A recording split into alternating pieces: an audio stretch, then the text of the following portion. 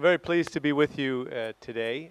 Again, just to reiterate, so I do work for IBM. I am responsible for our global solutions around security and privacy and for many other aspects of city environments. So I have been with the company just about 30 years, so I've seen a tremendous change in technology over that amount of time. And with the technology enhancing and devices and people being more interconnected, we have more risks and concerns. So I'm going to take you through first and foremost some of the things that we should think about. And I changed let me go back for a moment, the title slightly between security, privacy, and convenience. And you'll see what I mean by convenience, because believe it or not, we sacrifice a tremendous amount of our privacy not to law enforcement or not to government agencies, but willingly to companies that we may not even know about. I've heard it said, and I believe it's actually true, that Google is probably one of the most knowledgeable and knowledgeable and powerful companies in the entire world, with what they know about each and every one of you, myself, and probably everyone else in this building. It is staggering when you think about it. So governments and public entities have the duty and the responsibility to protect all of us, to protect our assets, to protect our lives, allow us to conduct our lives and to do business in a safe and efficient way. All governments don't always do that. History has shown it many times, but that is what we strive for as governments progress in democratic societies. But how do we balance safety and security? If we think about this, very often people think they have to give up privacy, give up their own personal privacy for some aspect of security. And I'll take you through some of those examples. We would all like to maintain a certain level of privacy. How do we do that in this environment? Just some statistics, things that have happened recently. The United States had a breach, and that breach we believe was from somewhere in China, potentially the Chinese government, where actually millions of personal records, confidential records talking about the clearance of government employees are in Beijing somewhere now, open to we're not sure who. The recent, and I apologize for the formatting, you probably heard on the news, the recent breach with Equifax, and literally millions of personal records now available to someone that we don't intend. All of these type of breaches can cause many other aspects. Terrorist attacks, possibly threats to infrastructure, a whole variety of compromises to our own financial situation, and the list goes on and on. And you don't think very often about how these things can be used. For example, in that top area where people's personal records were stolen, what we found out is very often they were not looking at and targeting senior government executives or senior government officials, but they were targeting sometimes the cleaning lady of a senator or the driver of a high-level executive. And you say, why? Because sometimes maybe they have something in their past with their financial history or something they may have been doing inappropriately. And what was happening is some of these government officials from the Far East were coming in and saying, we won't expose these things if you just tell us who is coming to the senator's house every day. Who are they meeting with? You may think it's very innocent information, but they are using that to bribe these individuals for intelligence reasons. And what could come of that, we're often not quite sure. Some statistics on cyber crime and things that we are seeing. Almost $500 billion US in annual cost because of cyber crime every year. Staggering numbers, $500 billion. The average number of cyber attacks in an organization every week that's happening. And some of these are minor and many of them go undetected. I've heard it said, and I also believe it to be true, that probably 7 out of 10 of you have been hacked in some way, and probably 6 out of that number don't even realize that they have been hacked in some way.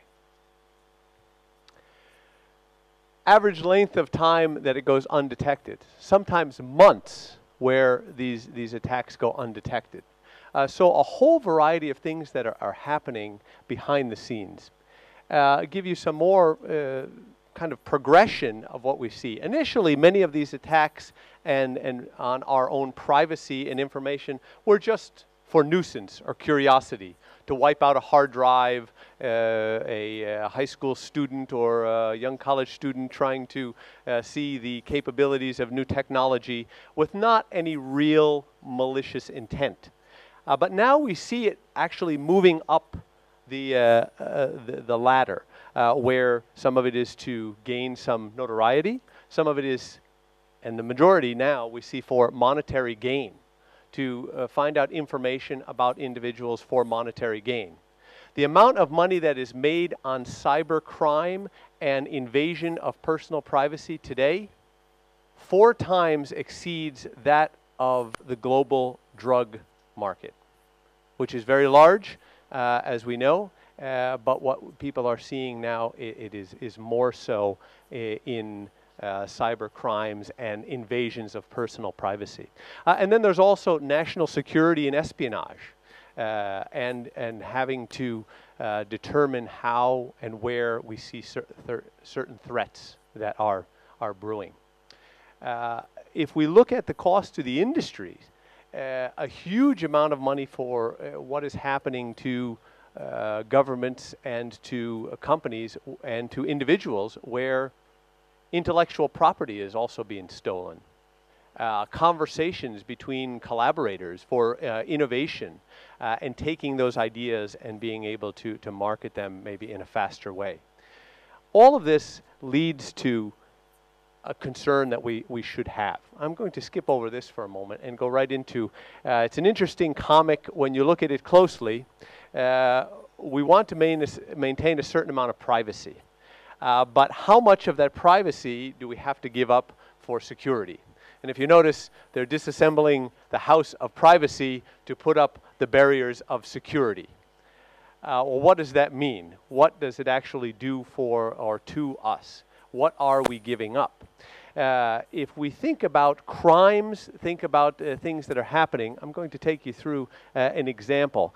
If you remember one of the attacks, obviously there have been many, the San Bernardino attack that happened about a year, a little more than that, about 2 years ago now. And they had discovered that there was critical information on their iPhones. So the government at this time, the U.S. government, had asked Apple to give them the keys so that it could get a hold of the data that was in and available in that iPhone. Apple refused. And there was a large debate about whether they should have refused because they were looking at and trying to protect people's safety, people's security, if there were others involved in this terrorist ring.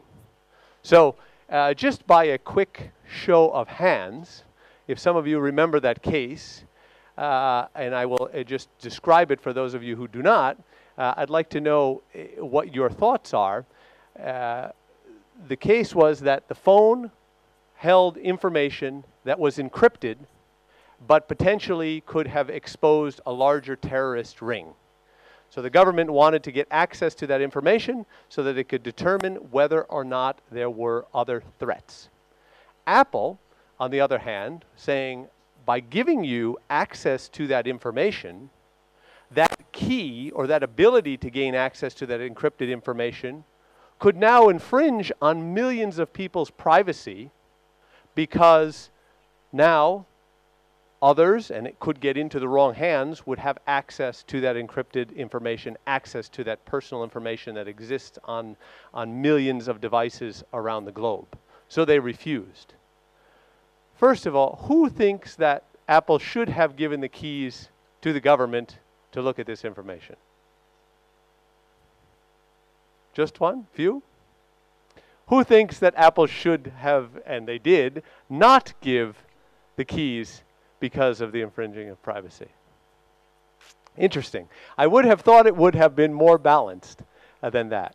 Does anybody want to share why they think Apple should, and they did not give that the keys?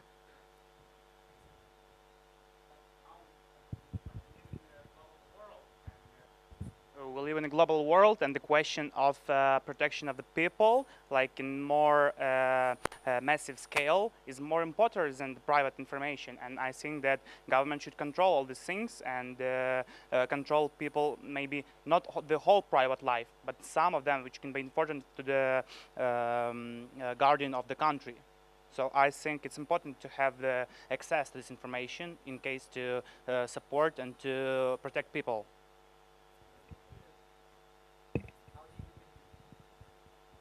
No, I would like somebody to give me the opposite. Do you want to? Would anybody like to give the opposite opinion? Please. So everyone can hear you. As far as I'm concerned, the most people choose Apple company because it has a valuable feature, and the security of this brand is very important for everyone, and this feature is more important than and if Apple gives that key to government, all people's information could be given away, and it's not very good, I think. And one opinion in the middle. The world is not black and white. Who thinks Apple gave the access, but it looks like they did not? Very good. So, thank you for your involvement. So this is a debate that goes on. Well, I will tell you personally, when I put on my public safety and my intelligence hat, which I do a lot of work for governments, I personally believe that they should have exposed that data because of the threats within. But the reason I say that is not because I feel that government should infringe on people's privacy, but what we don't realize is each of us, and I would believe probably all, give away more confidential and private information on a daily basis than we really would like to understand, and we'll explore why I say that. Because the government does need to protect us. More and more, there are these threats that are planned and are put in place through technology, through the ability to communicate in these covert ways. Before, years before, and before we had these handheld devices, most of it was very physical. You could see what was happening, you could understand planning by observation, and professionals would observe. Now, it's harder to see that planning. Today, we remember the attacks that happened on September 11th in the US 16 years ago. None of that would have been available if the cell phone didn't exist, or would have been possible, I'm sorry, if the cell phone didn't exist, because they would not have been able to communicate. Now, 16 years later, we have massive amount of more capabilities for interaction with devices being able to communicate more easily, and these threats are progressing. So public entities, public safety does need some ability to be able to understand what's happening, to be able to understand and see relationships of what is going on. I'll give you an example. There was a terrorist attack in Tel Aviv a few years ago. And it was a suicide bomber, and the suicide bomber perpetrated their crime, and unfortunately people were killed in that crime. With the technology we have today, we were able to analyze 200 million phone records and who called who to determine 4 levels removed who actually triggered that explosive device in 8 seconds. So just by the calls to each other, and what happens in many of those type of situations, it's not one person calling another to trigger it. It's 2, 3, 4 levels removed, so they don't know who that person is. So these call cycles and the ability to draw the maps of who called who and relationships and organizations that people are a part of, we're able to draw that map and come to the conclusion, and it was correct, in 8 seconds with 200 million phone calls that were made. And that was done by the time, most of the time, it took about 30 minutes to collect all that information to do the analysis, and then 8 seconds to do the analysis. And all of that information you would consider, is it private? Is it public? Who called who? It's owned by the telecoms. So when we look at this type of situation, well, who are the bad guys? And your comment in the middle, things are not black and white. Is the government the bad guys? In some countries, yes. Are the citizens the bad guys? In some places, yes. Are there other factors behind them that could get this information that are the bad guys? Yes. So when you see Apple's being asked to get in, it's the FBI, the Federal Bureau of Investigation behind. Then we have hackers, others. Right? There are many who may want that key for other purposes. So let me move on. If we look at privacy, again, we all want to maintain an aspect of privacy. We have many different ways of interacting and communicating through social media, through our browsing history, what our buying patterns are, our daily activities of what we're doing, relationships that we may have with individuals or organizations. And then on the security side, there are a number of reasons why we may need to compromise some of that privacy for criminal investigations. Criminal investigations, not just criminal information, but associations, so you can now understand where there are threats. Threats on citizens, where planning of malicious activities, either on a way for monetary gain of stealing information or for a major attack, some of the examples that I gave. These are both things that the government, again, needs information. Detecting fraud. Fraud is a major moneymaker, from insurance fraud, health fraud, where people are gaining insurance payments. We found a statistic that said in the US, $3.5 billion of tax refund checks were issued last year to people who had died years before because of fraud. Threats on assets. More and more as we move to the world of the Internet of Things, or sometimes now referred to as the Internet of Risky Things, because would you want to drive in an autonomous vehicle that was driving itself if you knew that the controls for that were not perfectly secured? Would you want to fly in a plane that was on automatic pilot that was being controlled by someone if someone could infringe on or gain access to that exchange of information? Major devastation can happen with that. Breaches on financial data and breaches on personal data, again, for many different reasons, for privacy, but there is some level of compromise. So as was said, and I think it's a perfect statement, it is not black and white, and it changes. And who is responsible for our privacy? And this is important to think about. So I add to privacy to convenience. And this is where we give up a tremendous amount of information, and some of which we do willingly, some of which we don't even realize that we are doing it. As I said before, Google. The amount of information that Google has available to it, some of it by accident, who you're searching on, what you're searching, the information you're looking at, the intercommunications that you may have. They have access to all of this. I had a friend of mine who was having some disagreements with his wife. And I guess they were exchanging some emails back and forth. All of a sudden, he was starting to get advertisements for lawyers, for divorce mitigation, other information about separate, and he said, why am I getting this? Because they were keying off keywords in the email. So that free Google account that you get, don't think that that information is not being used in some ways to help advertisers. Unlikely that humans are reading all of it, but machines are reading it and triggering off certain words and making determinations about each and every one of you, about what you do, what you're interested in, what your political opinions may be, many different reasons. Other things that you may give up in that same way, your buying history, or what you may be looking at and your opinions. Facebook. I have another individual, a young person. One of my other lives, I do a lot of work with teenagers and with youth. And one of my counselors for a camp that I run, very good, upstanding individual.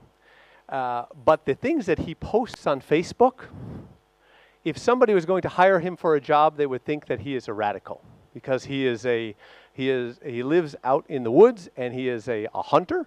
And many of the things that he posts, and he's very conservative, or reposts, told him it would be unlikely that he can get a certain category of jobs because of what they would read. It now is standard practice for companies to go through the publicly available social media to see what they may know about each of you as part of the qualification process. So if you think about what is put out there, what conclusions are they drawing? Some of them may be valid. Some of them may not be valid, or may not be the persona, may not be what you would like people to think about you as an individual.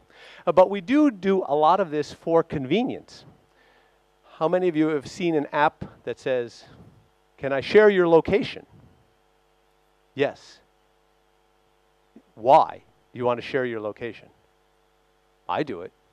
You may want to share your location because it can now give you pertinent information about events in the area, sometimes promotional coupons for coffee or something, other information about the area for navigation to help you find where you're going. Now think about if that gets into the wrong hands, if someone's watching you or wants to see where you're going, they can track a history of everywhere you are and everywhere you have been.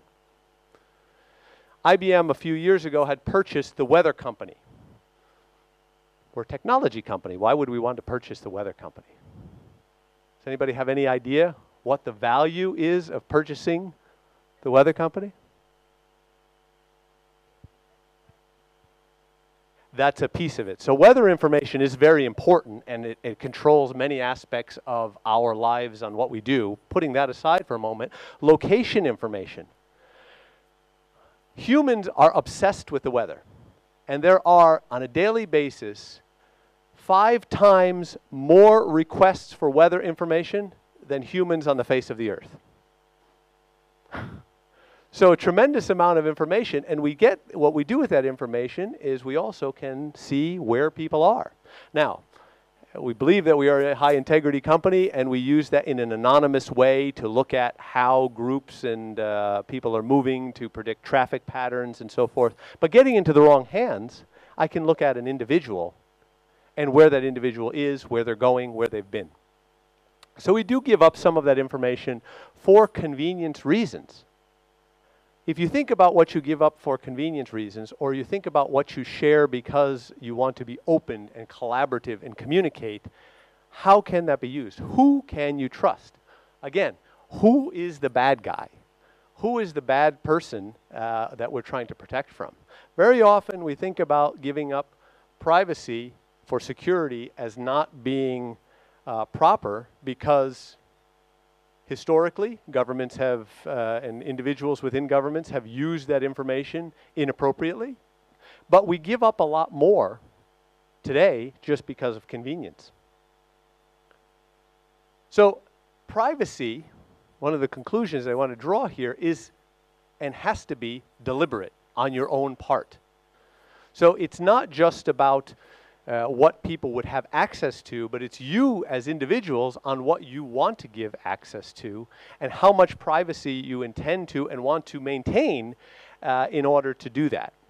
So there is a level of ethics and integrity and morality that is involved in this, but there's also a level of your own personal understanding of what you are giving up. And I find it amazing about how willing people are to give personal information.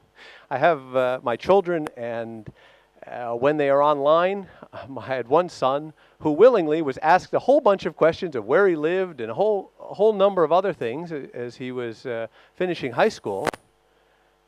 And I found out his identity was actually stolen. So it took a whole lot to try to resolve that issue.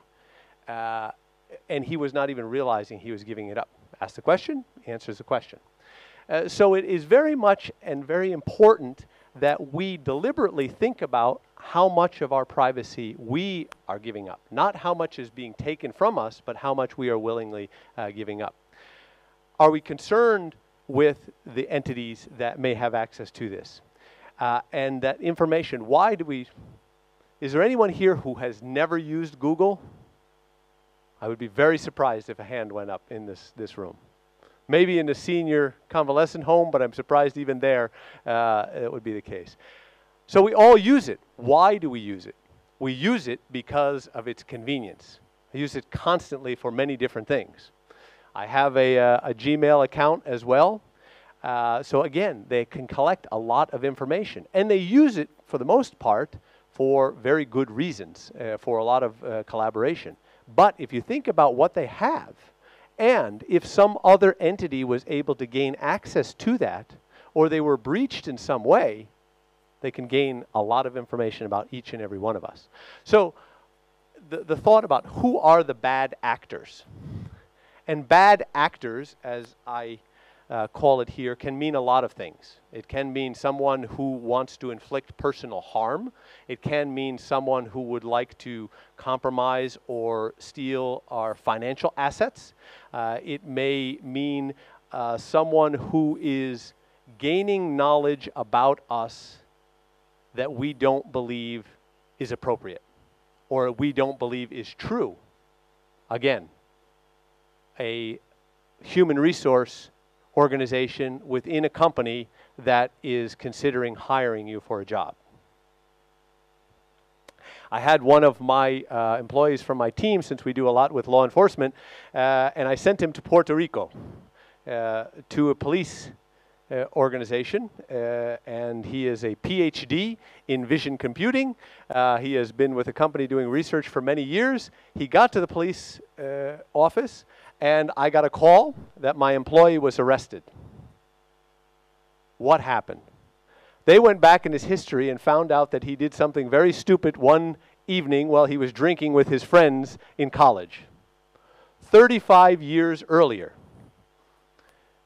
He was not convicted of any crime, but they found the records of what happened, and I guess he inadvertently or not knowingly destroyed some property, and they would not allow him into the police force at that time. So we went through a lot to get his name cleared and so forth, but it was something that he did 35 years earlier. Very upstanding, well-respected PhD working in research, and this came back to him. So if you think about some of those type of things, think about what you may be posting or what you may be giving away. How much of your privacy are you potentially giving away through these different means? Has anybody ever heard of a gentleman named Frank Abagnale? No? No one? You have. Has anybody seen the movie Catch Me If You Can? Okay. That's about a gentleman, Frank Abagnale. I had the opportunity to meet Mr. Abagnale, and he came and spoke to a group of us. Very interesting individual.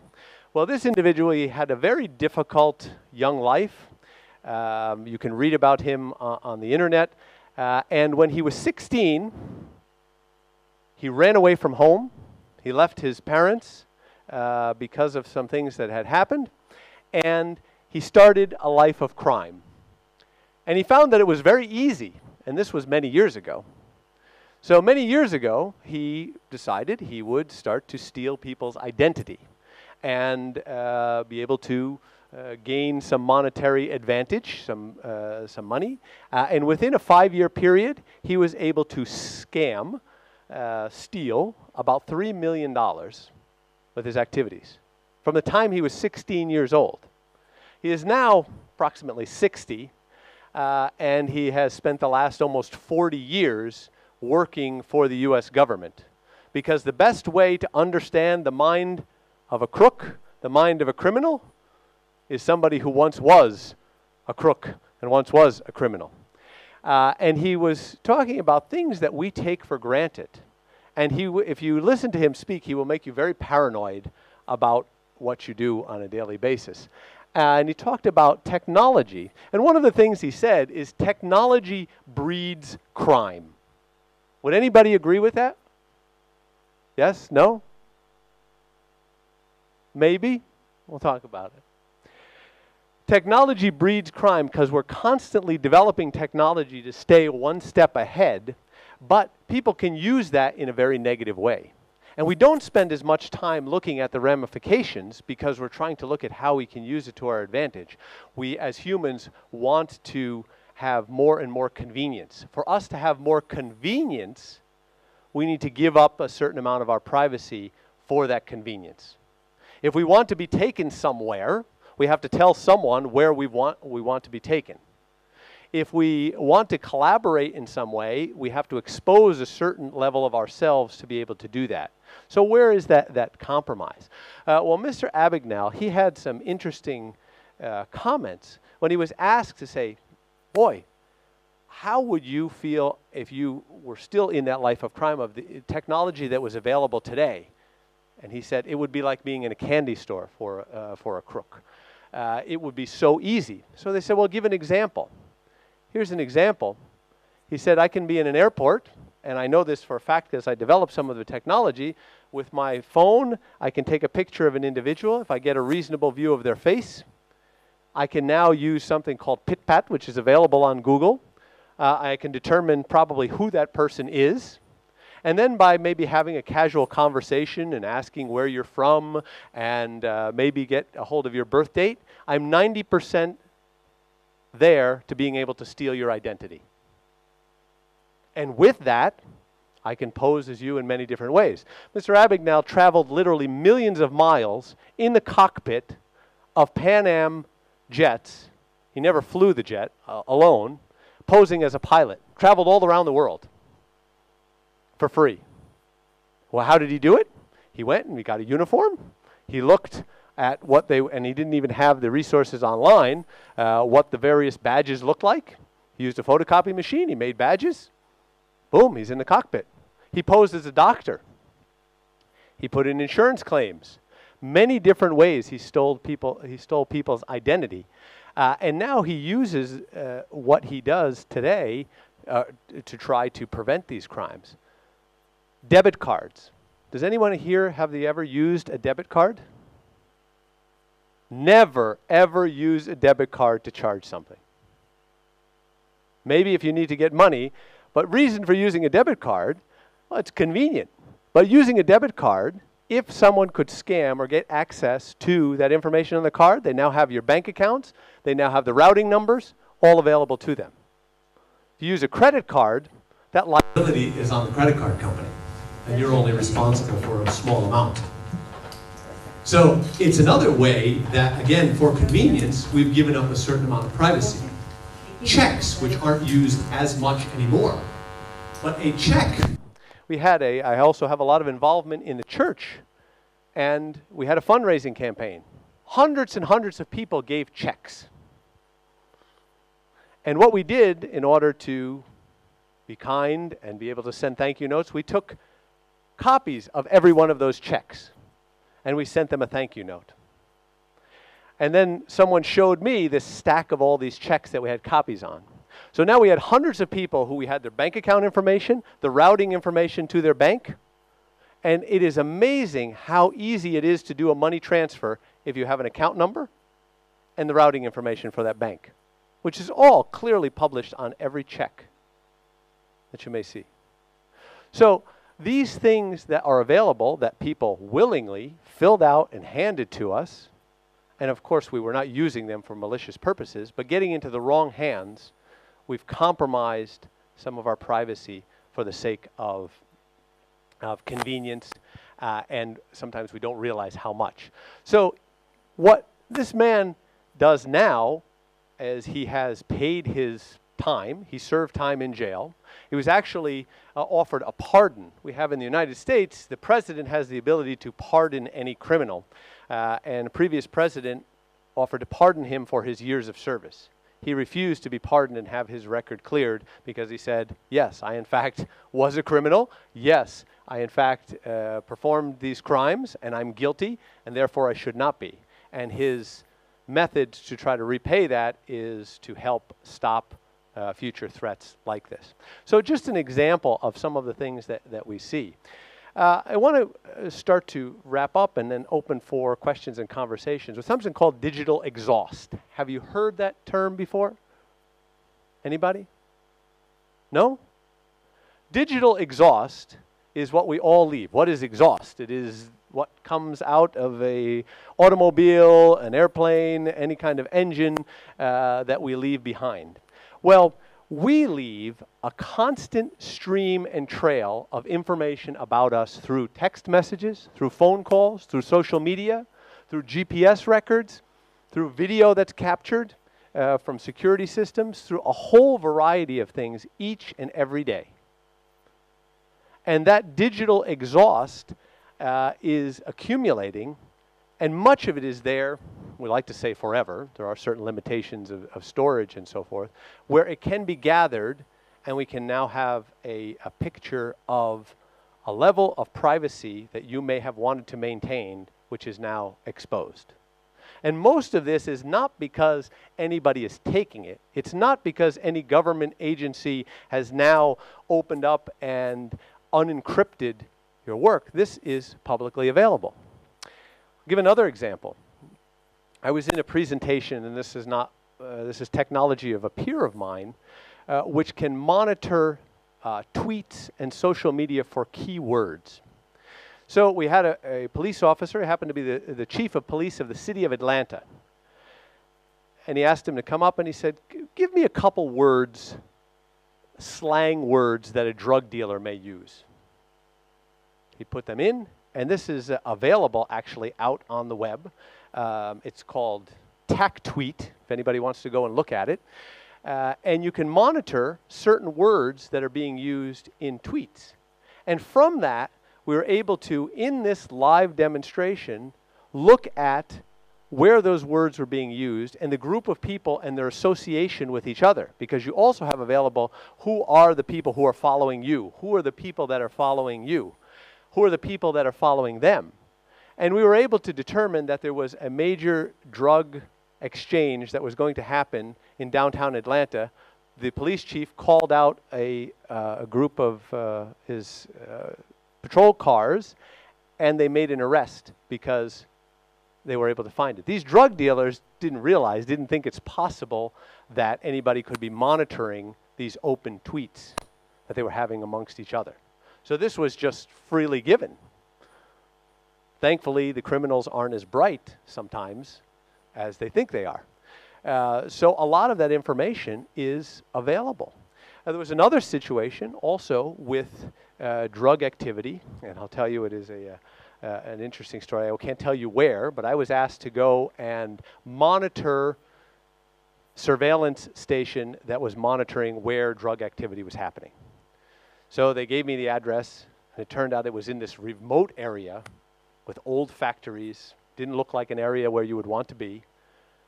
And I called up the colonel at the time, who I said, where am I supposed to meet you? Where are you? Well, I told him I'm here. There's an old broken down building here, and this doesn't look like an area I want to be in. Okay, go 2 buildings up. I'll be waiting outside. So I go inside the building, and here's this very sophisticated control center that is monitoring an area of major drug trafficking. And the majority of the people in that room, what are they on? Facebook. Why are they on Facebook? Because it is amazing how much the people post on Facebook about their activities. one young gentleman who was so thrilled about a scam where he was, the slang word, ripping off his suppliers, he posted it on Facebook. Unfortunately, he met a very grim end because of that, because others monitored as well. So they were being able to connect this information together for what was freely given on Facebook. So this digital exhaust that's out there today is something that we need to monitor. We need to take active control of our privacy. That digital footprint or the digital exhaust, we all use many different routes today of intercommunication, of study, of collaboration. How do we start to look at it, cultivate it, and organize it in a way that makes sense? There are now companies, entrepreneurs who have made a lot of money of helping people clean up what may be available. How many of you have gone to Google and Googled yourself? Excellent. By tomorrow, if I ask that same question, I'd like to see every hand go up. Because sometimes you will find things that are very appropriate and make sense. Sometimes you may find things that you don't want to find. And think about it now from different roles. Is it potentially a university looking at your application for acceptance for a graduate program? Is it a company that is going to be considering you for a job position? They're doing some of these same queries. What are they finding about you? What have you exposed? Do you have something that happened many years ago, which was an accident, something you didn't want, that got posted? It could even be done by somebody else. Yeah, a friend can post on your website, and maybe they post something that's inappropriate. I first started getting more involved in social media before the technology, just so I could see who my children were friends with and who they were collaborating with. And my older son, I found out he had one friend that kept posting on his website, on his Facebook. I said, these are things that if someone was looking to hire you, they might consider you being associated with a radical bunch because of this individual. He had unfriended him and removed those things. And there are certain privacy settings that you can have. So how can you look at and start to cultivate your digital footprint and take control of your privacy? How much you are legitimately, deliberately, and willingly giving up, how much of it is, it's already been given up and it's out there through that digital exhaust, which can be out in the etherware forever. And then using it potentially in a competitive way. Maybe there are certain connections that you want to have with various research teams, with various organizations that would increase what your resume looked like, would increase your knowledge. Maybe there are things that people, you would like them to be aware of that you're involved in that don't show up. What can you do to expose some of that information to show the positive aspects? So taking control of your privacy, using technology for your advantage is critically important. So when we look at how much of our privacy is given up for security, yes, it is true. We need to give some of it up. There are certain government regulations, and they differ by countries. In the technology field, I don't make the laws, but I have to be able to comply to them in 160 countries around the globe. But what can we do to also help ourselves in that matter, to use technology to our advantage? So that's a key aspect of privacy and understanding how much of it I may be giving up. And who am I giving up information to, and for what purpose? And can I take control of that for my own competitive differentiation? So with that, I want to end on this slide and then open it up. Hopefully we can have some good dialogue. What will you do differently when you think about this? I've only given you a brief introduction. I would recommend a few things. One, go off to Google, Yahoo, and your favorite search engine, or all of them, and search yourselves. Search some of your friends and see what you find on them. and see if you consider it to be positive and what you would like to be shown about you. Understanding the risks that are out there. Whenever you decide to give up information, you need to think about what the risks are for what you're giving up. I give up my location information quite frequently because it is extremely convenient for many of these apps to know where I am. But now if you have a pattern of where I am, or in my kind of work, if I'm doing something that's very secure, there are times where I don't want certain individuals to know where I am or what I'm doing. Right? Act responsibly. Responsibility and the understanding the capabilities of technology is key and is something that is constantly changing and we constantly need to keep learning. You've all heard the term big data, and it is the buzz term in the industry today. But what does it actually mean with big data, and I'll combine with that analytics and cognitive computing, or artificial intelligence you may call it? Well, all of that has to work off of that massive amount of data. So now we can start to draw conclusions based on that massive amount of information. And by the way, the analytics and the AI may not be correct, but it doesn't matter necessarily what you intend to be the outcome. It may be what is actually portrayed on you, and on understanding that and being able to deal with it. Resist being passive. And what we mean by that, passive is just setting by the wayside. Is that me?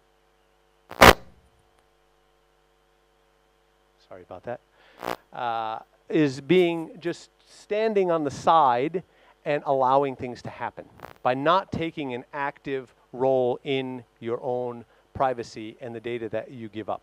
And to constantly evaluate. So constantly evaluating what you're putting out there. We had, and I'm sure many, if not all of you saw in the news, our very lively presidential campaigns and elections and the aspects of reality TV. Many of my friends on one far end of the left or far end, is that me? Of the right, would post various opinions, feelings, and so forth. And sometimes they would be extreme. If you step back and think of, okay, now I'm applying for a job. Am I giving an impression that I'm radical left, radical right? I'm associated with maybe some groups that I don't want to be associated with? A lot of that can be called out of information, again, that you post. So personally, I resist posting anything associated with my political opinions because I deal a lot with governments. You may resist posting opinions on certain technology companies because someday you may want to go and work for that company, even though you had a disagreement with what they had done in the past. So focusing on the benefits, understanding those risks, and being responsible and acting on your own behalf are the ways that you determine how much of that gradient between black and white, how much of that gray area do you want to give up? If you don't protect your own personal privacy, who will? Was a key quote that I found. You can't depend on government agencies and others to do it. They may try, and there are agencies that do, but guess what? It wasn't the government that stole all that Equifax information. Now, it's interesting that the executives, the senior executives, sold huge amounts of stock the day before it was exposed. I'm sure that was just by accident, though. But those sort of things, you need to be responsible for your own privacy. And privacy is not dead. It actually is very much alive, and more so that we need to think about it. Before, if we didn't have phone calls, if we didn't write things down through various conversations and so forth, we could maintain a level of privacy that is not so easy anymore. Okay, I guess the system is telling me I better stop talking. So let me open up for some questions and dialogue in this area, and we can possibly drill down into some other aspects. Thanks to Stephen for such interesting presentation. And today we have two surprises. First surprise is our second speaker, who we asked to review what Stephen said and give some some view on this. It's Vasyl Mulko, R&D director of SoftServe. We asked him from his point of view, because he work as R&D, he research and develop. So his view from this point is very interesting, and I ask Vasyl to provide your considerations and your opinion. Hi everybody. So really great stuff. Thank you very much. Hope a lot of students will implement all this. I could only compliment. Maybe we'll switch it off and I will shout. Okay. So I could only compliment all those technologies created by us, by humans for humans. We just want to live better, we want to live longer, we want to live more excited, and we create those technologies and we use those technologies. So for new stuff, as R&D director, I have to speak about new stuff. It's not about security at the very beginning, not about security in the first place, because first you have to make it work. Then you have to make it work right. Then you have to make it work fast, then make it small, and then add security. Because with Internet of Things, all those new things are really small, and standard algorithms could not be fit there. So first you have to make it work, do something. And cutting edge technologies like artificial heart. Why would you think about security if this heart doesn't pump the blood as the real heart? So make it work first. And within R&D, we usually make it work first. But we think about security. 10 years ago, we started R&D consulting competency. Probably you met Nazar Timoshek here in this university. It was my hire. We educated first ethical hackers who did first penetration tests and revealed all those holes in enterprises. So guess what?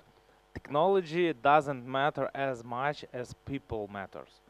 So people matter. People is the weakest chain in this security facade.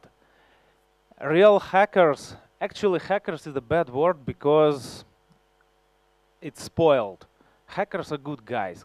Crackers, real crackers, they don't crack, they ask. The best crackers in the world, they ask. They ask people to give them information. If they could not ask, they don't crack.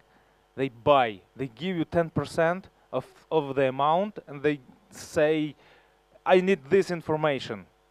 And when you give me this information, you'll have 90% of this amount.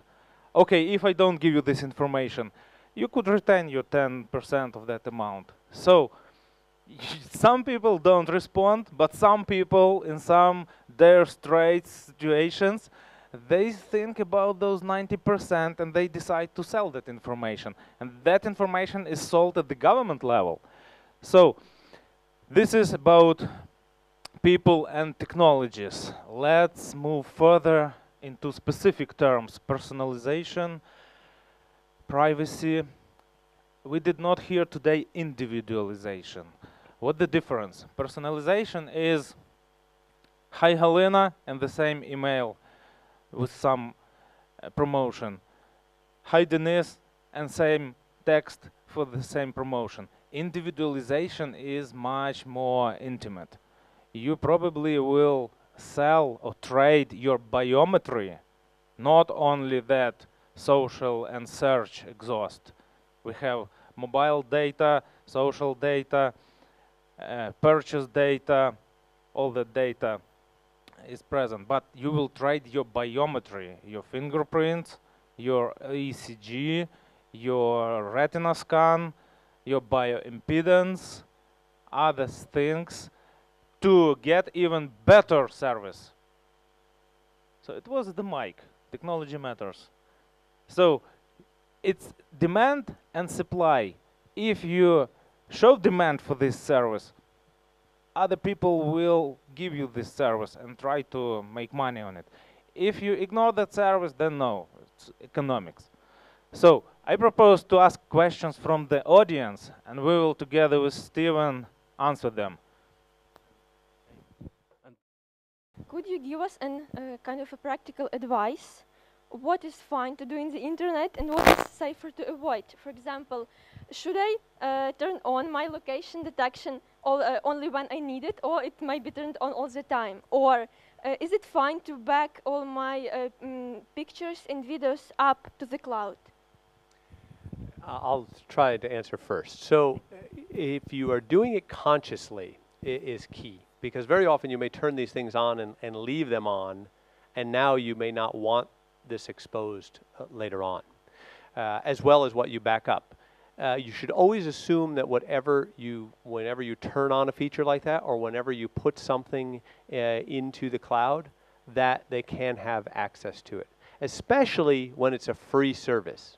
There's nothing that's free. The reason it's free is because they use it for some other reasons. The reason why we have free email is because of some of that individualization.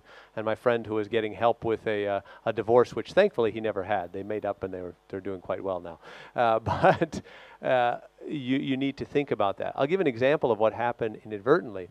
I had an individual on my team who was doing a lot of surveillance work. And he was doing video surveillance in various areas. And then he decided that he would back up his machine because he was having some problems with it to the cloud. And he backed it up to a very secure cloud. And then there was an article that was published which showed pictures of the surveillance that was being done to try to undermine an attack that was happening. And it was titled that Big Brother is watching everything that you're doing. So I immediately got a call about this, and we traced back. I won't tell you the whole detail of the story, but we found out that the router that he was using, that it actually put a copy of his machine out on the web. I was able to find his wife's bank account information, his son's student loan information, and all of this video that was made available. And they sold that to a news agency who wrote this article. So he put it up into what was a secured cloud, but he put confidential information. If something is truly confidential and you don't want it to be shared, then don't connect it to anything. That's the safest way. But there are things that you will need to do. So again, it's taking authority and being conscious of what you may be turning on. Checking the privacy policies. Facebook is notorious for changing those policies all the time and sharing information. So if you don't want it to be shared, don't share it because once it's shared, it's out there. But that constant review is key. So knowing the technology. And being able to determine. And then also thinking about how much you trust the technology. If it's something that's very new, what very often happens, and I agree completely with your scenario about make it work and security comes at the end. Well, when you're in the IT world, what usually happens before you get to the security, the budget gets cut. And now you need to make money and that security work doesn't get done to the degree that you would like it to. It depends what life you want to live. If you want to live the life like majority of people, you could continue doing what majority of people do. If you want to live the life of some outlier on both ends, you could deviate. And some things inevitable. For example, we don't have credit cards in Ukraine. We have to pay with debit cards. Even if it's called credit, it's still debit. So you just must pay, or you just don't pay. And if those guys don't accept cash, you will pay with your debit card, or just refuse from that service. If you want to deviate into some specific way, you could try, but you always should think about all other people. If society feels some threats, some discomfort, from technology, from insecure technology, they will start to organize strikes and fight for some defense, maybe guaranteed by government, and it could be fixed through regulations. So if you stay with majority of people, you're usually safe. Not always, but usually. Okay, thanks. First of all, thank you for interesting lecture. And my question is, we have two opinions on internet. One of them, Zeynep Tafetsky, or Tafexi. She's a famous socialist, and she wrote some books, and one of her most famous article is that Facebook, she wrote article, Mark Zuckerberg let me pay for Facebook. So this socialist, she wants to pay for Facebook some dollars for a month, and she thinks that it is a good price, and Facebook should not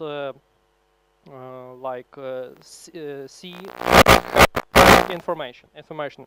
It is one opinion that let me pay for Facebook, and second opinion, Tim Wu. He is also a professor of Columbia University. I don't say exactly Columbian. Well, he says that Facebook should pay all of us. So what decision seems better for you? We should pay for these services, Facebook, Google, Twitter, and other, or they should pay us because we gave them data and they get money with our data. Thank you. It was predicted because nor Steven nor me did not understand the question. Okay, so first of all we pay. We pay them with our data. You could pay with different things, not only with currency. And they give you personalized service. Let's take it to the ridiculous case. Have you seen what Mikhail Dobkin recently published, screenshot from Ukrainian Truth?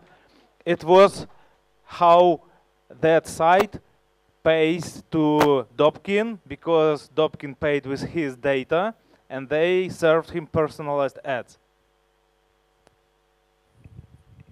Yeah, I agree. We already pay. We are paying them by the data that they have. Now, if you say, okay, I will pay you a certain amount every month to keep it private, just by the very nature of Facebook, I'm sharing it with other individuals. So that means you could share it with someone, who could share it with someone, who could share it with someone else. You're putting it out into that domain. So keeping it private and paying them so that it can't be shared means don't post anything, and then you're not paying. So once you just to relate that back to the previous question, there's a risk with everything we do. When we get up in the morning and put our feet on the floor, there's a risk. So we need to think about when you cross the road, there is a risk. But we do it. Right? We do it constantly. But we look, usually, both ways. Be careful if you're in England, because I usually look the wrong way. Yes, look, yes. It's important. But being able to think about what you're doing and the risk that you're taking. But in the particular case with Facebook, it really comes out what people are willing to do and where and how they can make money. So if they charge, they will probably get less subscribers. And if they pay us, they have less profit. So obviously, Mr. Zuckerberg, for an idea, honestly, that I don't think was terribly ingenious, fairly simple when you think about it, the interface doesn't do very much, has made billions of dollars. So his economic model must be correct. Thank you for the great discussion, first of all. And second, I have two questions actually. One of those is such a startup now in Ukraine called Octogin, if I'm correctly. So they actually, the main idea of this startup, and they will track what site we are visited and what advertise we are able to see, and then that advertisement should pay us in such a like bitcoins in some internet value, yep, and we can buy things by that coins. What do you think? How do you think it can be safe or not? Because we actually see all of that advertisement, and it seems fair that we actually can have some profit of make some profit of this. Are you familiar with that startup? It's just beta version right now. They are testing that beta version. Actually, it's a Ukrainian startup. So who pays whom with Bitcoin? Uh, User to if, them? Actually, there are some advertisers who person who advertise on the internet pays people who actually see this advertisement on the internet. Ah, okay, understood. You So log in what with is the some question? program. Is it it safe? good? Is it good? Is it good? Is it safe? Yes, it's good. Okay. You are doing some job and you are paid for that job. Sometimes you are paid for exciting job. Sometimes you paid for boring job. A lot of people in Pakistan, Bangladesh, India work in so-called click farms. They just Okay, click and they are paid. And it doesn't matter how you paid, with Bitcoin or with dollars or hryvnia. So it's okay. Probably they reap those advertisers because they send them reports, number of impressions, or number of clicks on those ads. Usually impressions if they only review them. And one more thing, tell me please, what is more safe? To start like a like a website, for example, Booking or Airbnb on the internet on my laptop, or using like application on my iPod because it's tracking my location. It's more safe to visit the site in security mode on the internet using laptop, or does regular phone? The second part of the question, it really depends on the authors of the application. You can't answer it one way or the other because the application could have been developed by someone who has absolutely no understanding or concern for security and really isn't encrypting anything. Or the application could be written in a very secure manner. For example, I have specialized encryption for confidential email that I have to have an application on my laptop. So it's much more secure than going just directly to a website. So it really will vary depending on the authors of that software. Okay, thank you. I can add on this question. From laptop, you already tracked. You probably could think, oh, there is no GPS, so I could stay hidden, but it's not. They know Wi-Fi, they know ISP, internet service provider, and location of that provider, and with pretty high accuracy, your location could be determined even when you book from laptop. If you want to hide, you should better use Tor browser. Tor browser is slightly limited, and if you cut a lot of features, making security settings high, that website probably stop working. So you reduce security severity, that site starts to work, and then you book.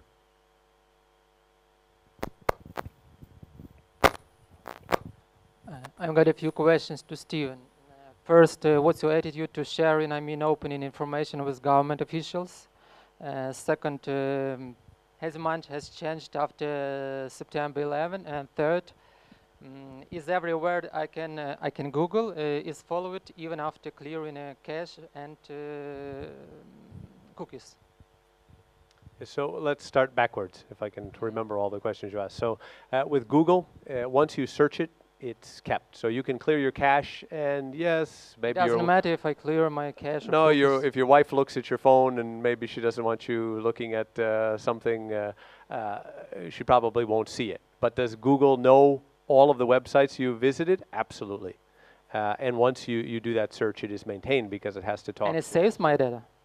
Can you say? Can you say? It saves my data forever. I mean, Yes, it does. Forever, I always get nervous about forever because there's limitations of the amount of storage that they have. But for a very long time, yes. Yeah. And how much of it is now beyond your control for how long they save it. Now help me with the other two questions again. what's your attitude to sharing the information with the government officials? I mean, opening personal data. So for sharing government information with the government, I am in favor of it in most cases. But as you had mentioned earlier, it's not black and white, and why are they looking at that information?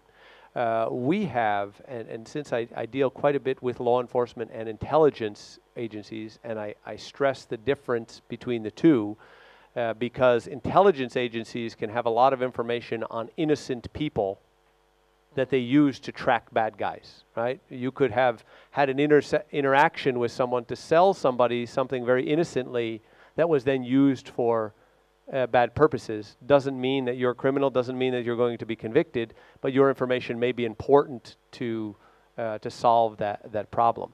So it really, and in most government agencies today, it can be very valuable in solving many of these situations.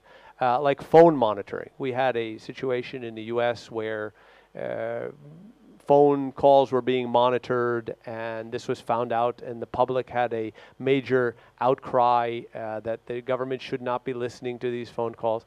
Well, let me be very clear. The FBI does not really care about your call with Aunt Sally or with your girlfriend or whomever. That's not what they're monitoring.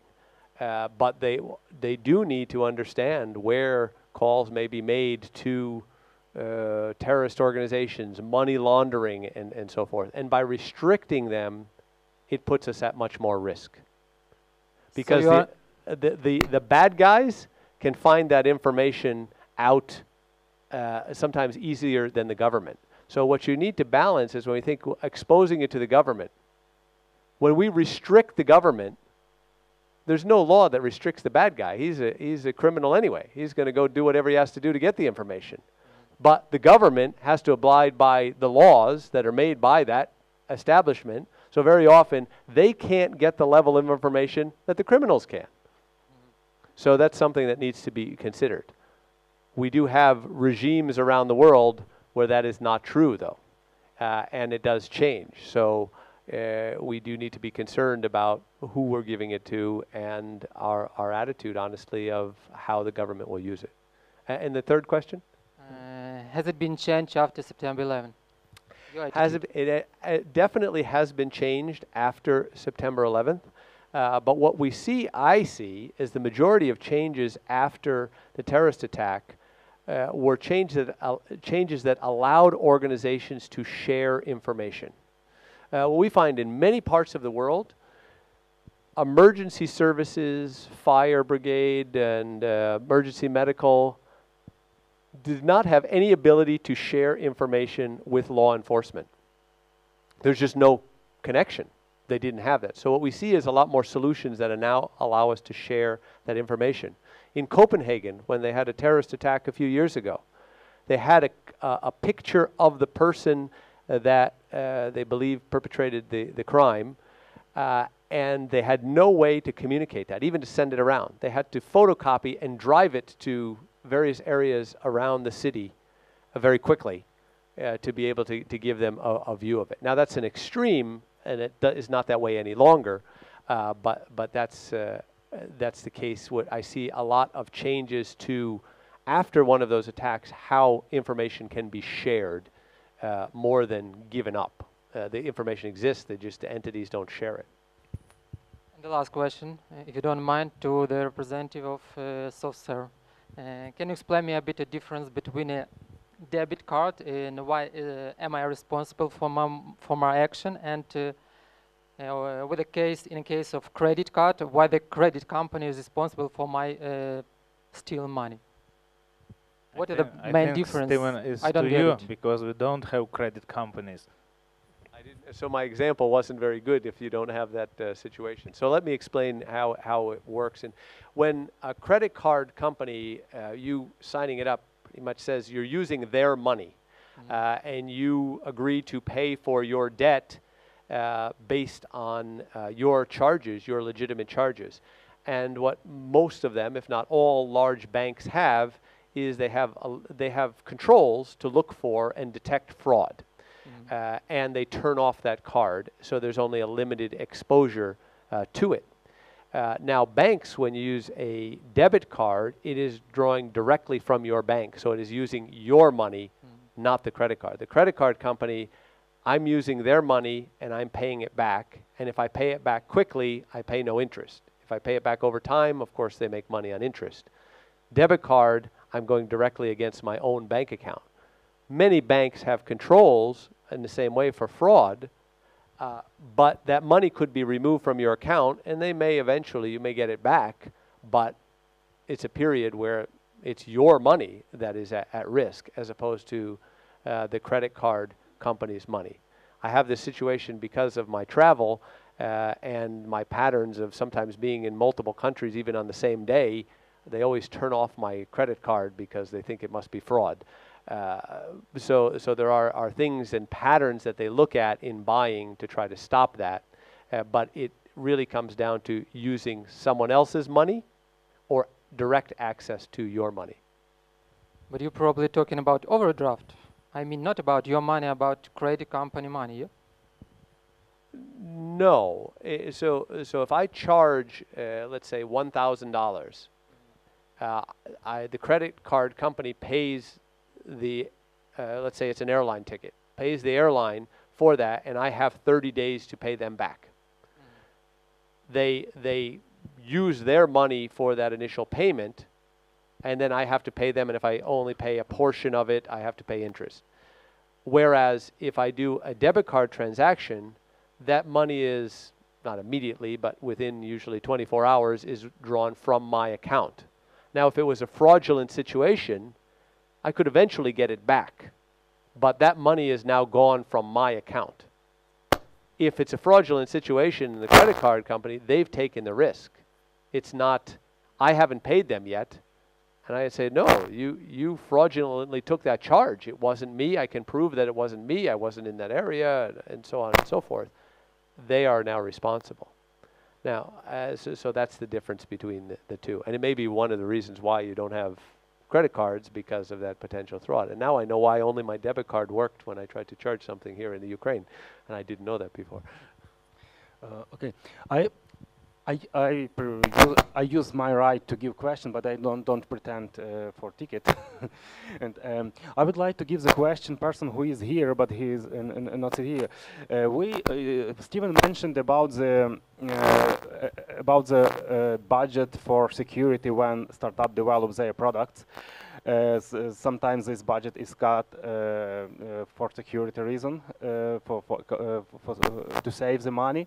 And here we have Anton Skrepnik, who is CEO of the Kind Gig, our partners. And it is a company who work a lot with startups, who provides a range of services to startups. And I would like to ask Anton whether the founders pay attention to the security when they ask you to provide them some services, develop their products. It's a question whether our startups, not only Ukrainian startups, but international startups, pay attention to the security. Thank you for the question. So my answer will be it depends. It depends on industry, because there are always industry-specific startups. For example, healthcare, who need to care about patient data. If they are working in the US, then it's HIPAA compliant, then it's a lot of regulations. If they are working in Europe, there are a lot of also regulation about data protection and how you need to respond on client relationship. Um, Another thing is the investments that they have. Startups not always invest by FFF, family, friends, and fools, but sometimes and more often and often startups are well invested by angels who have experience and understand the cost of the security issues, and venture capitalist funds. And all these guys are like know how this is the snowball that starting from very small, when it is cost like not very much to take care about the security, but later and later the costs will be more and more. So I would say that not always startups do not think about this upfront. They have a lot of good companies to consult or CTO that understand the issues. And you also know about the like emerging technologies and Gartner chart and different opportunities that came with this. For example, data science and all about data science bring startups to think more about data itself and all that around the data, because data becomes the revenue stream, and the right data points and the right like data analysis could be alternative, as mentioned here, to other sources. We are working with four startups in different spheres that consider in this like a main revenue streams, and they already know whom they are selling those data.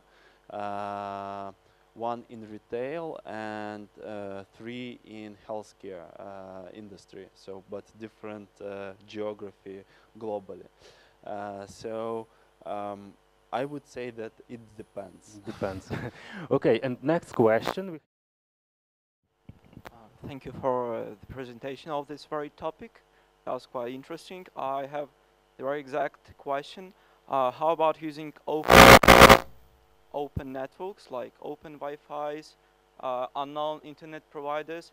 How some tips and tricks from you and from yourself if you use open Wi-Fi's, so we know the things about packet sniffing and how you secure yourself from these things. Thank you very much. So I use them quite often, and there are a number of things that you can have on your machine with firewalls on your machine and encryption on the transmission that you're using, and also detectors if someone is breaching as it's coming in. So it is important to have your actual laptop secure to protect against or allowing it the ability to use those open Wi-Fi's, because they are very convenient in airports and in various areas, but there are things that you can do, and we can talk about it subsequently. It takes some time here. Precautions that you can put on your laptop so that your data is encrypted on transmission, and that you have alerts and alarms when someone is trying to breach or get into your machine from an unknown address. So we have ways to also restrict the IP addresses that are coming in. There are a number of different techniques that you can use to protect your laptop, which most of them do not come factory. If you open it up and connect, that is not done normally. At risk, you are definitely at risk, but you need to enable the security around your environment to be able to use those risky internet connections. This is a good question. It's called technically man-in-the-middle attack. That bad guy that sits between your device and original device, cell tower or Wi-Fi hotspot, is attacker. It takes your traffic, proxies, relays through its equipment, and then gives it back and forth. So first of all, you could just stick to encrypted channels, even if your traffic is relayed. Oh my God! Even if your traffic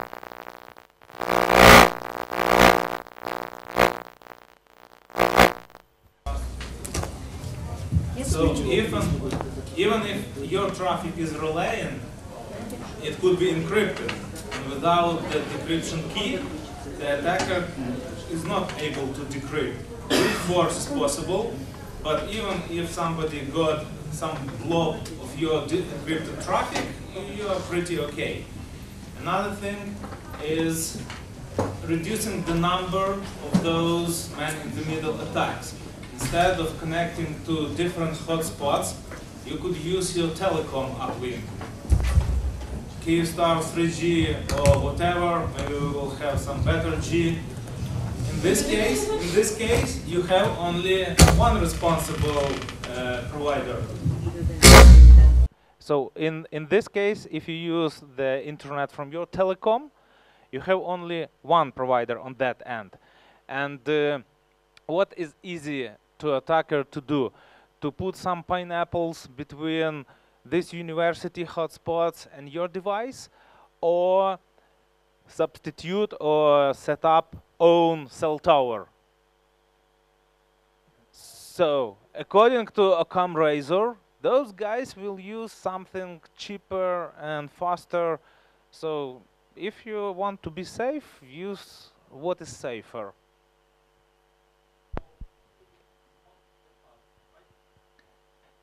Well, if you are a target, then it's not only about the phone.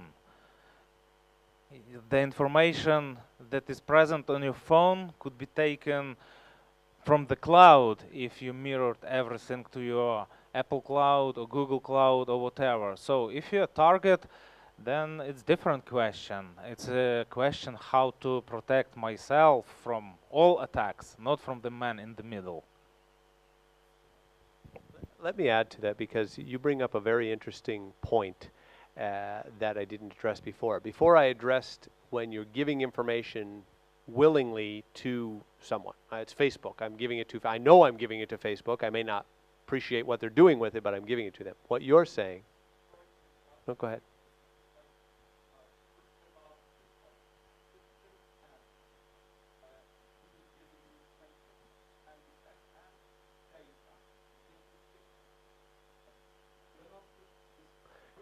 Exactly, and that's what I was getting to, because I think that's something that we neglected to talk about when there's something in between.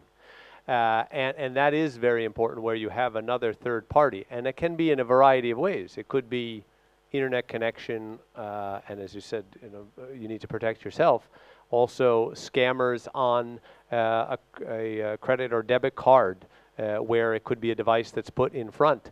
Or someone compromising your code. So that ensuring that you are communicating with whom you think you are communicating and avoiding someone in the middle is key. And that can happen. I'll give another example. We had one of our buildings, and this was one of our buildings, it's no longer the case, all of the security cameras. I said, what kind of security have they turned on these security cameras?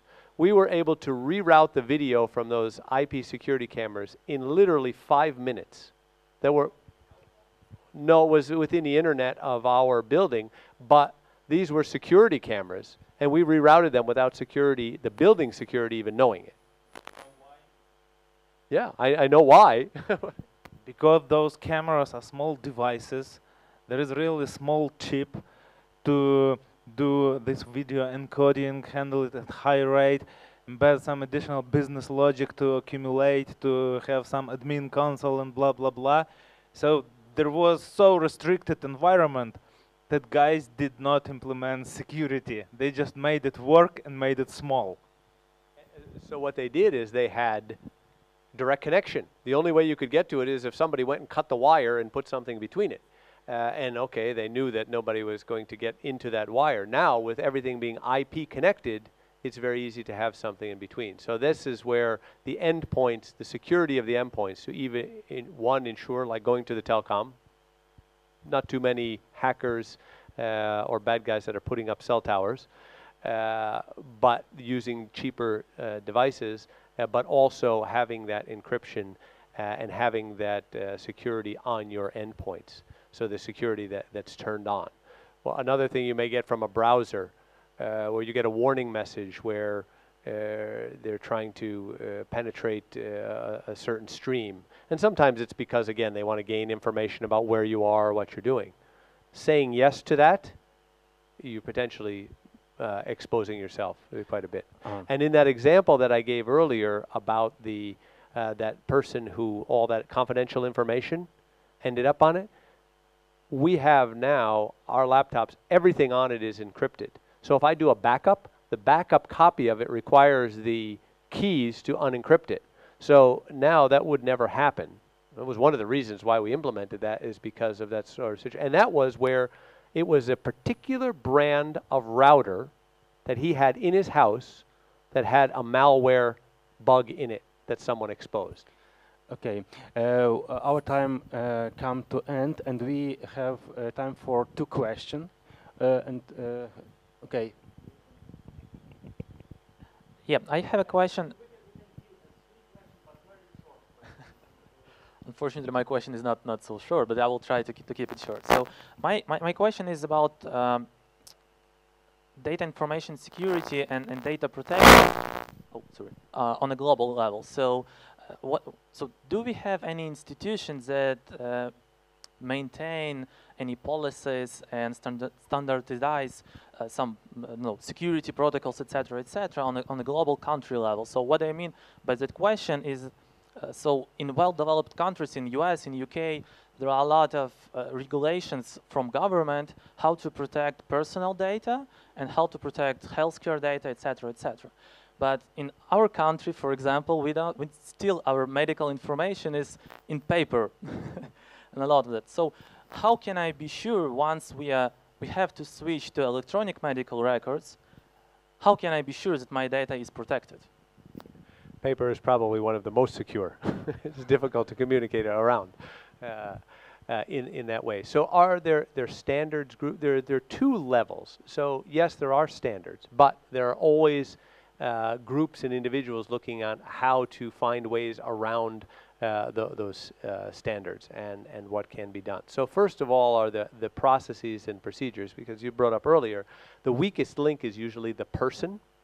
Right? How can you expose medical data? Is when you go in and say, oh, it's my son or my daughter, and it's really not your son, and you have some tears and other things, all of a sudden you gain all this information about this individual that you're not authorized to because the nurse felt sorry for you. So the processes, and normally what I see government regulations are the procedures and processes. The technology around varies. Now there are groups that you can hire that monitor, and I see 2 aspects. One, to protect and not allow or to detect when there is some sort of breach that's coming in. And there are multiple types of them. We don't have time to go through that right now. But the other is to monitor when there are breaches. So we have a group of, for example, in the company that we call the X-Force.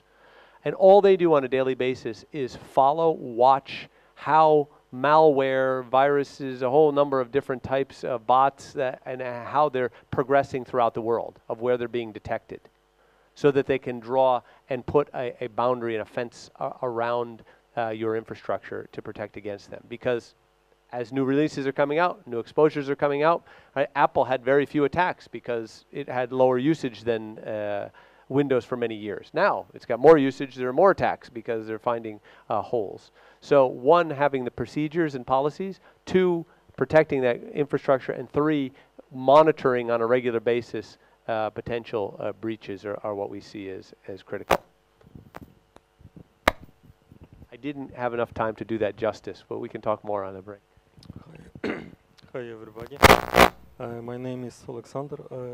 I would ask, is it possible to fix our mistake about sharing Facebook, for example?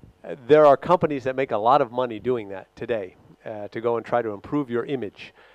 Yes, there are ways to do it. You can pay a company to do it, and sometimes very large firms, because of a breach of some sort, have have had to do that on remarketing and so forth. But a lot of it you can do on your own, and there are techniques through YouTube and things you can find where one of the techniques, if you have something that comes up, you posted and you really didn't want to, is to reduce the priority, so that when the browsers are finding them, it comes on page 6 instead of at the top of page 1. And there are ways that you can do that. There are a number of techniques, again, many of them on YouTube, if you want to look at how to improve your image on the web.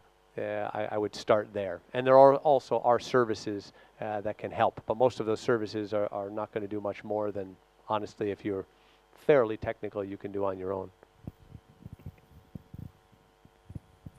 Hello, I have a question. Is it true that people are more likely to share the information in more developed countries? And what are the reasons for people to change their mind? Is it a lack of education, or is it some fear when people start to allow other people to use their information for the safety? Why people share the information with some institutions like government? This one is a little hard to answer because I'll give you an opinion. So my opinion is the main reason that people share information are one, because they want to communicate, and two, because of convenience. And many of us, myself included, sometimes we don't think about how that information can be used in a negative way. If somebody starts talking to me in an airport and asks me about, oh, you know, I just celebrated my birthday. When is your birthday? And you just happen to say it. You're not thinking about what they might be able to do with it. Same way on the web. Once you start combining all of this information together, I think with analytics and massive amounts of data, we start to see how it can be used.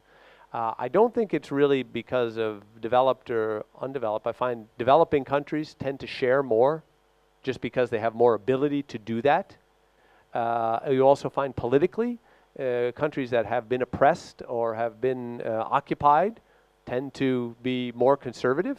I'll give an example. The Israelis, I work quite a bit with the Israelis.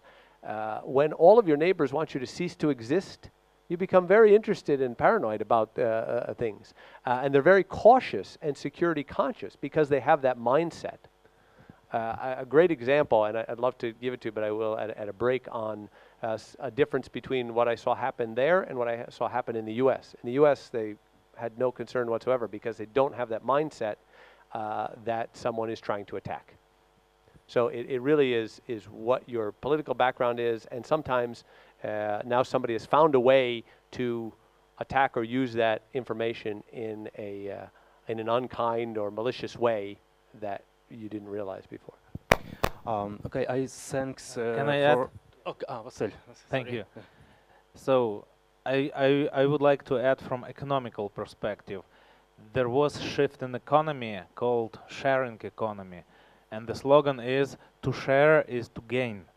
So if you want to gain, you have to share, and you share both digital and physical. You could share your digital exhaust, and you could share your assets. You could share your apartment, one room in your apartment on Airbnb, your car, and so on. You could share photo equipment. So the economy changed, and it's changed for good. We just have to figure out what is safe or what is safe enough and continue.